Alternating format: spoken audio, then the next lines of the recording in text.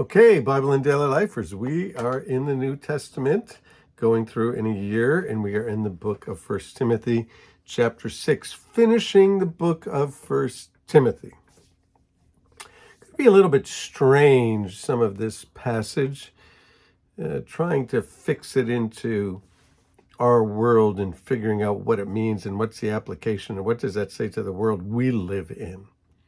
What are you talking about? Well, chapter 6, verse 1. All who are under the yoke of slavery should consider their masters worthy of full respect, so that God's name and our teaching may not be slandered.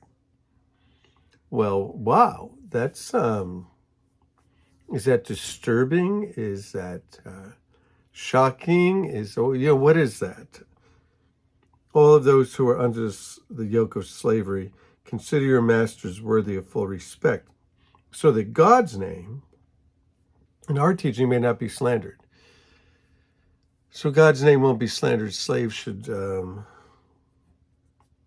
consider their masters worthy of respect. So here's the deal.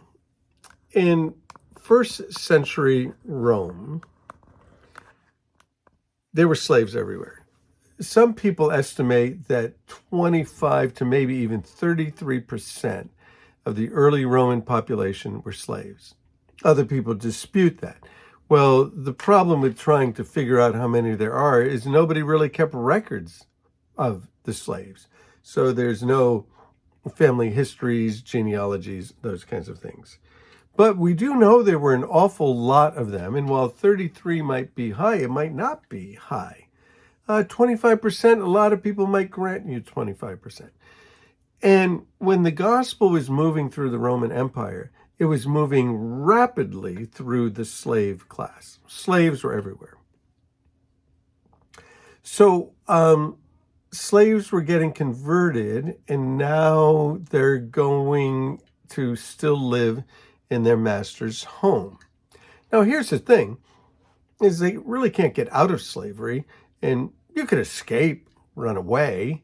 Good chance you'll get caught if you do that. And if you get caught, slaves are property, so you can do whatever you want to do with your property. So you could lose your life for running away. And where would you go anyway? What would you do? Where would you go? So if you're a slave, you're probably a slave. And if you can get your freedom, the Apostle Paul talks about this in Corinthians.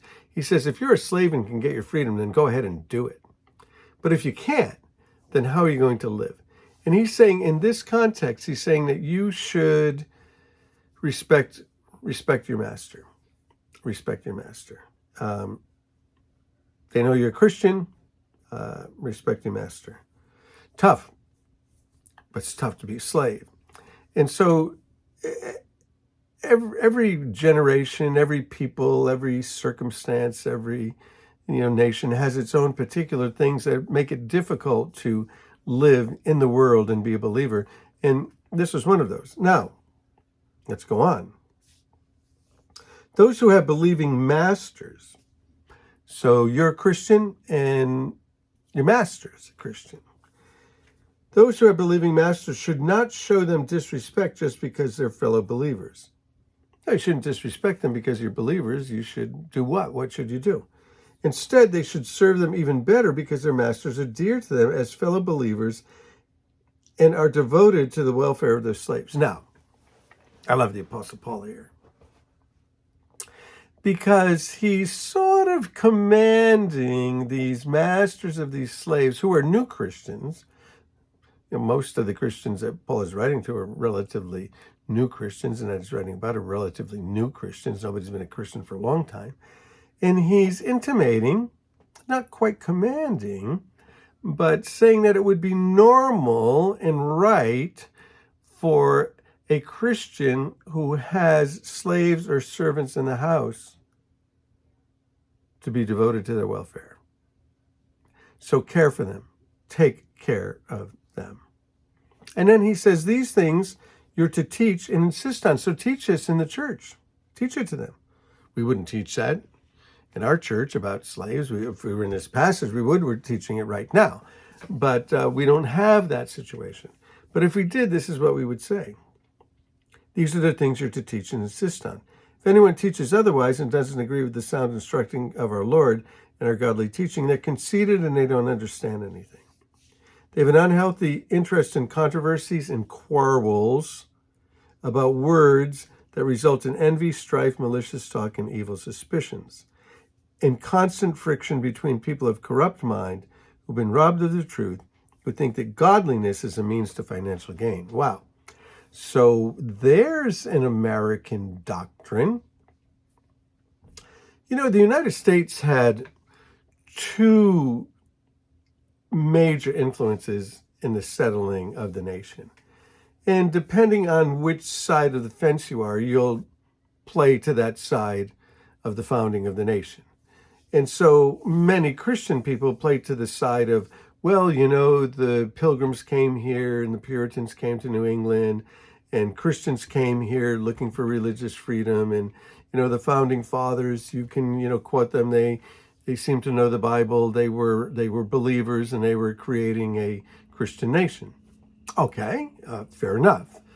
They were. What about the Dutch founding New York? They weren't coming here for religious reasons. They were coming here for financial reasons. And it's true that when they settled New York, I think it was 17 years before there was a Dutch church in New York.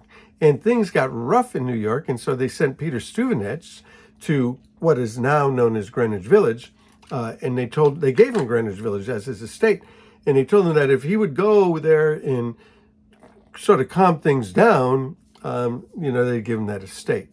So you have New York City, you know, the founding looking for money, looking for wealth, looking for advancement, and you have the Pilgrims, you have the Puritans, you have, you know, some of the founders who were biblically literate.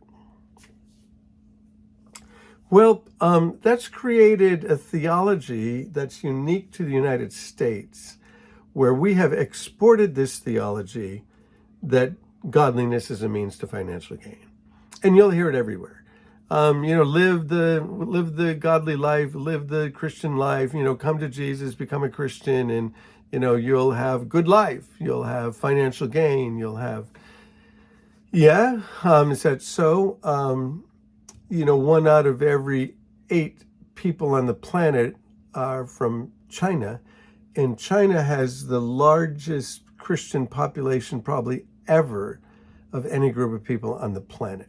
There are tens of millions of Chinese Christians in mainland China, and many of them are working in slave factories.